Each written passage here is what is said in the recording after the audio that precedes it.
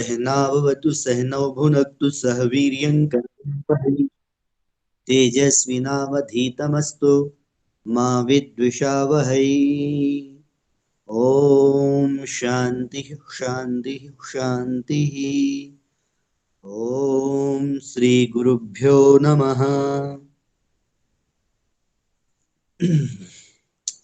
प्रियांसः श्रोतारः, अद्य वयम् आचार्य चाणक्येन रचितस्य राजनीतिसमुच्चय नामक ग्रन्थस्य द्वितीय अध्यायस्य इदानीं वयं पञ्चमे श्लोके स्मः। अस्मिन् श्लोके आचार्य चाणक्यः मित्रस्य लक्षणं वदति। मित्रं कथं भूतं स्यात्? यदि मित्रे एतादृशाः अवगुणाः सन्ति तर्हि तादृशं मित्रम् अस्माभिः वर्जितव्यम्। अतः तद्विषये आचार्य चाणक्यः अस्मिन् श्लोके स्वकीयं भावम् अभिव्यक्ति प्रस्तौति च। परोक्षे कार्यहन्तारं प्रत्यक्षे प्रियवादिनं वर्जयेत् तादृशं मित्रं विषकुम्भं पयोमुखं। विषकुम्भं पयोमुखं।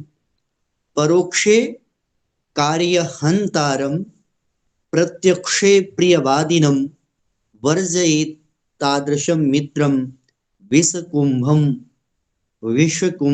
पयोमुखं। विषकुम्भं पयोमुखम्। अतीव सुन्दरः श्लोकः विद्यते अयम्।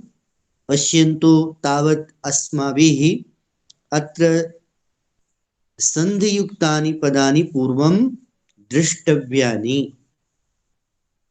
पश्यन्तु, वर्जयेत् तादृशं, वर्जयेत् तादृशं, वर्जयेत् तादृशं, वर्जयेत् तादृशं। पयोमुखं पयः मुखम्। अत्र समासे सन्धि वर्तते, समासे एव सन्धि अस्ति। एवं च स्वतंत्र पदरूपेण अत्र एकस्मिन् स्थले एव सन्धि वर्तते, वर्जयेत् तादृशम्। पश्यामः अस्य श्लोकस्य अन्वयम्। पश्यन्तु, अत्र कर्तृपदं नास्ति, अतः सामान्य, अतः जनानां कृते इयं वार्ता उपदिष्टा अस्ति। अतः नरः मनुष्यो वा इति पदं, कर्तृपदम् अस्माभिः तस्मिन् स्थले आनीयम्। नरः, नरः मनुष्यो वा, परोक्षे कार्यहन्तारं प्रत्यक्षे प्रियवादिनं मित्रं। परोक्षे कार्यहन्तारं प्रत्यक्षे प्रियवादिनं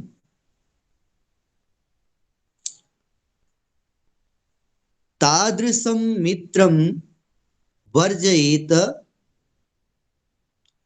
यादृशं पयोमुखं विषकुम्भं नरः वर्जयेत्। नरः वर्जयेति। एवम् अस्माभिः एतस्य श्लोकस्य अन्वयः विधास्यते। पश्यन्तु, नरः परोक्षे कार्यहन्तारं प्रत्यक्षे प्रियवादिनं तादृशं मित्रं वर्जयेत जनः यादृशं पयोमुखं विषकुम्भं वर्जयति। एवम् अस्माभिः अस्य श्लोकस्य अन्वयः विधास्यते। पश्यन्तु, अत्र कानि सन्ति समस्तानि पदानि। कार्य, तत्र कार्यहन्तारं, कार्यं हन्ति इति कार्यहन्ता, कार्यं हन्ति इति कार्यहन्ता तं कार्यहन्तारम्। उपत्समासः वर्तते प्रियवादिनं, प्रियं वदति इति प्रियवादी, प्रियं वदति इति प्रियवादी तं प्रियवादिनम्। अत्र उपपदसमासः वर्तते पुनश्च विषकुंभं, विषस्य कुंभं, विषस्य कुंभः विषकुंभः तम विषकुंभम्। पुनश्च पयोमुखं, पयः मुखे यस्य सः, पयः मुखे यस्य सः पयोमुखः तं पयोमुखम्। एवम् अस्माभिः अस्य श्लोके समागतानां पदानाम् अस्माभिः किं करणीयं, समस्त विग्रहं विधाय एव तेषाम् अर्थः अस्माभिः अवबोध्यः।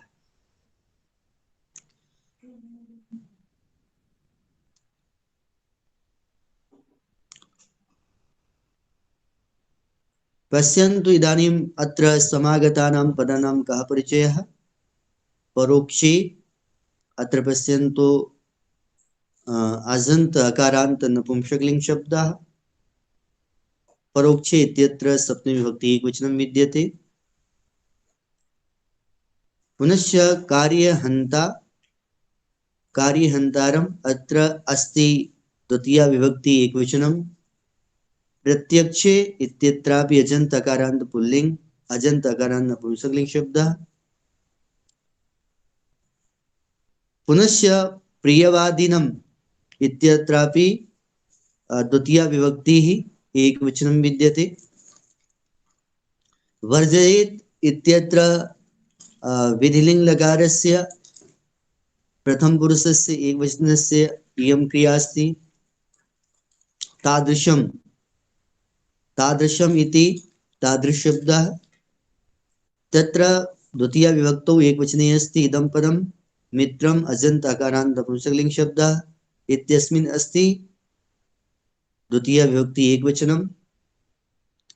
विष्कुम्भम् इत्यत्र अजन्त अकारान्त पुल्लिङ्ग शब्दः, अस्मिन् अस्ति प्रथम द्वितीया विभक्ति एकवचनं। पयोमुखम् इत्यत्रापि अजन्त आकारान्त पुल्लिङ्ग द्वितीया विभक्ति एकवचनं। यतोहि पयोमुखम् इति पदं विषकुंभम् इति पदस्य विशेषणत्वेन समागतं वर्तते। अतः विशेषण विशेष्य भावेन समानलिङ्ग समानवचन समान विभक्त्योः विभक्तीनां गणना अस्माभिः विधास्यते अस्मिन् पदे। अतः पश्यन्तु एकवारं का व्याख्या भविष्यति यस्य श्लोकस्य। जनः मनुष्यः परोक्षे, परोक्षे अक्षणः परः इति परोक्षम्, अक्षणः परः इति परोक्षम्, अर्थात या घटना अस्माकम् अतीते भवति सा तस्या तद् घटना परोक्षा भवति। अतः परोक्ष परोक्षे अतीते इति अस्माभिः शब्द की व्याख्या विधास्यते। अतीते परोक्षे अतीते, यत्र वयं न स्मः अस्माकम् अनुपस्थितौ भवति परोक्षः। तो मनुष्यः परोक्षे अतीते कार्यहन्तारं, कार्य विनाशकं, कार्यहन्तारं कार्यनाशकं। प्रत्यक्षे उपस्थितौ पुरतः वा प्रियवादिनं मधुरालापिनं, प्रियवादिनं मधुरालापिनं।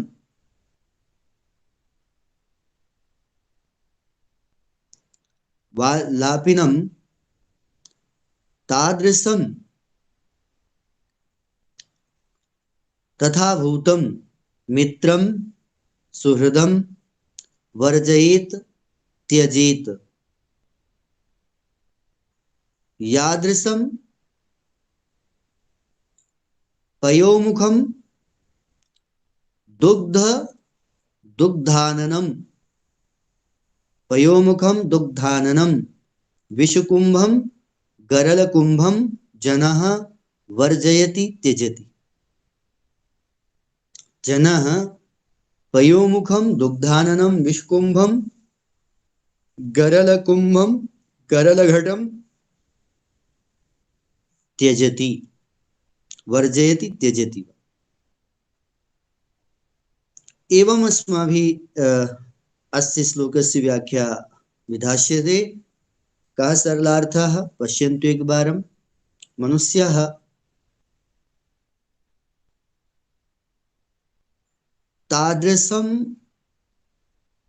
तादृशे जनेन या तादृशं जनं स्वकीयं मित्रं मन्येत।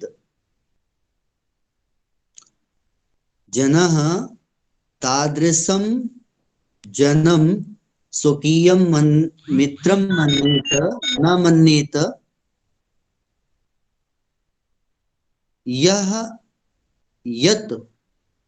यः प्रत्यक्षे अस्माकं अनुपस्थितौ कार्यस्य हन्ता भवति, कार्यविनाशकः भवति, कार्ये विघ्नं पातयति। तादृशेन जनेन सह मैत्री अस्माभिः न विधेया। तादृशं जनम् अस्माभिः किं करणीयं? अस्माभिः तादृशः जनः त्यक्तव्यः।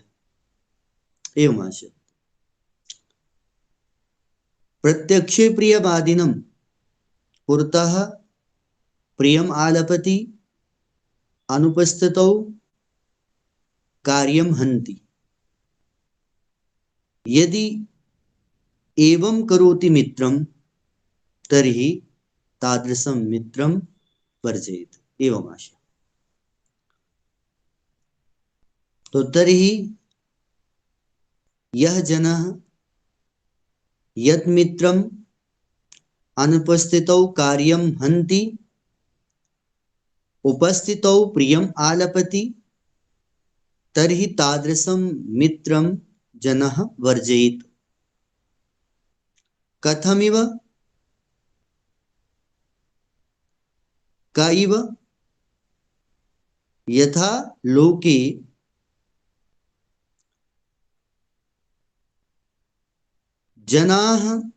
जनः वा तादृशं घटं, तादृशं विषपूर्णं घटं जनः त्यजति यस्य मुखे पयः भवति। पयः भवति। पयः इत्यत्र आशयः वर्तते अमृतं। मुखे अमृतं दृश्यते परन्तु अन्तः विषमस्ति। यस्य घटस्य मुखे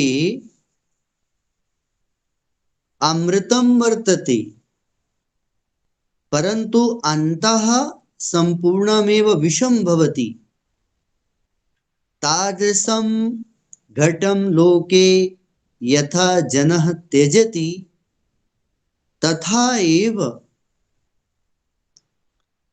अनुपस्थितौ कार्य यः हन्ति, उपस्थितौ प्रियम् आलपति,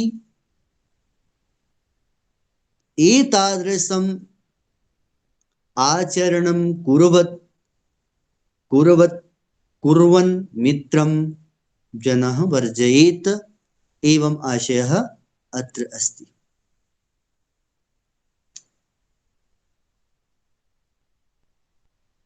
बहुत ही प्रासंगिक श्लोक है। हम गृहस्थ जीवन से थोड़ा अलग होते हैं। गृहस्थ जीवन को संचालित करने के लिए हमें एक मित्र की भी आवश्यकता हो। जीवन यात्रा में मित्र का बहुत ही बड़ा स्थान होता है, और मित्र यदि सही नहीं होता तो जीवन यात्रा में बड़ी विषम परिस्थितियां आने लगती। लोक यात्रा सुखकरी नहीं होती है और बनते हुए कार्य बिगड़ जाते हैं। तो आचार्य चाणक्य बहुत ही सुंदर सा उपदेश देते हुए सामान्य लोगों को जागरूक कर रहे हैं कि आप अपने जीवन में मित्र तो बनाएं,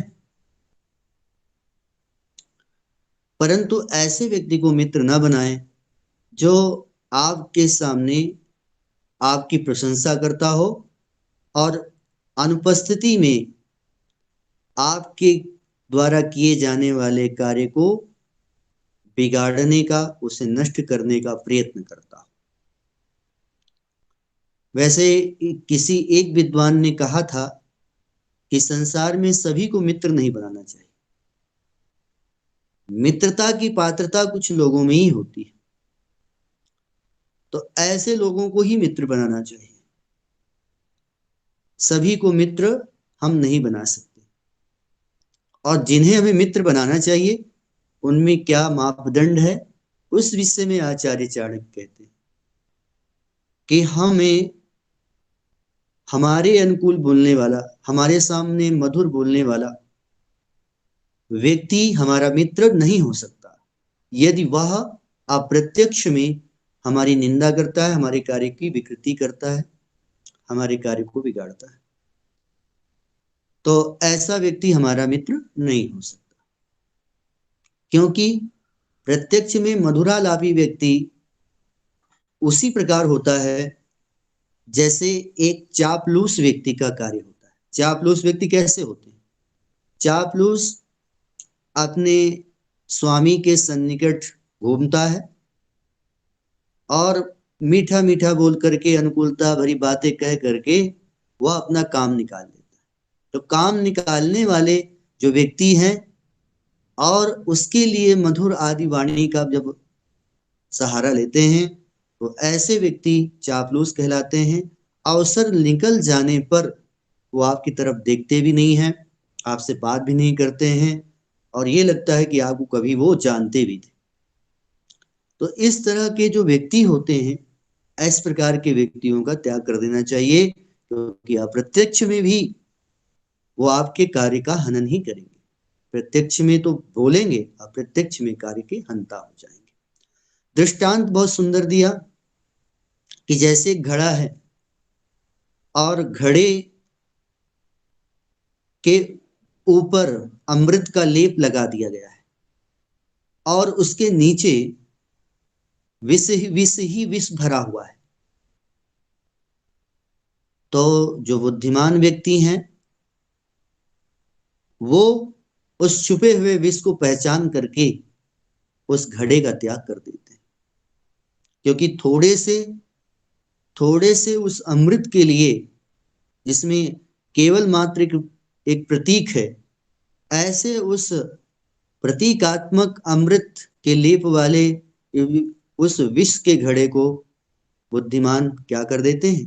त्याग कर देते हैं, क्योंकि वो थोड़ी सी प्राप्ति के लिए बहुत बड़ी हानि नहीं करेंगे।